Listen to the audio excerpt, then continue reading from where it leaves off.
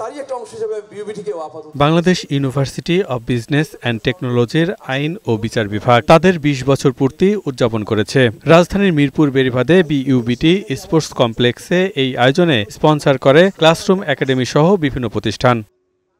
Cake কেটে অনুষ্ঠানের উদ্বোধন করেন বিইউবিটি ট্রাস্ট বোর্ডের সদস্য মিয়া লুৎফুর রহমান। এ ধরনের আয়োজন আরও বেশি করার কথা বলেন আয়োজকরা। প্রতি বছরই আসি এই মিলন মেলায়, কিন্তু গত বছর মিস করেছি, তাই এবছর আর মিস করিনি। কিন্তু এখানে প্রচন্ড রোদ, অস্বস্তি লাগছিল, তো সিগমার আচারটা খেয়ে এখন একটু স্বস্তি লাগছে। আমরা ছোট বড় সবাই মিলেমিশে একাকার হয়ে যায়, এখানে খুবই ভালো লাগে এবং আমাদের ল অ্যান্ড জাস্টিস ডিপার্টমেন্টকে খুবই অনেক অনেক ধন্যবাদ আমাদের প্রতি বছর এরকম একটা আয়োজন করার জন্য।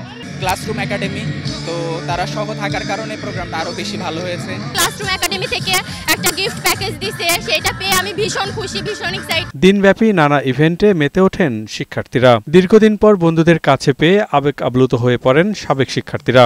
আমাদের এটা অনেক ভালো লাগছে যে আমরা লাস্টের দিকে হইলেও আমরা পার্টিসিপেট করতে পেরেছি। বড় ভাইদের সাথে কথা বলছি, তারা বলতেছে তোমরা হাঁটতেছো, আমাদের মনে হচ্ছে যে আমরা ঠিক সেই আগের একদিনে আসছি। ফ্রেন্ড সবাই, টিচার, ফ্যাকাল্টি সবাই একসাথে, তো আমরা খুবই আনন্দিত। প্রতিষ্ঠানটির ভবিষ্যৎ পরিকল্পনা নিয়ে কথা বলেন আইন অনুষদের ডিন। বিইউবিটি আমাদেরকে অনেক দিয়েছে, সব কথা হয়তো ওপেনলি বলতে পারি না। আজকে প্রোগ্রামেও কিন্তু বিইউবিটির একটা বিশাল কন্ট্রিবিউশন রয়েছে।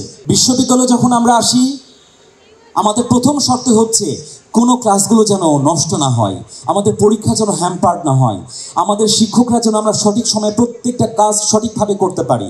সবশেষে আয়োজন করা হয় সাংস্কৃতিক অনুষ্ঠানের। পিয়াস মাহমুদ, বৈশাখী সংবাদ, ঢাকা।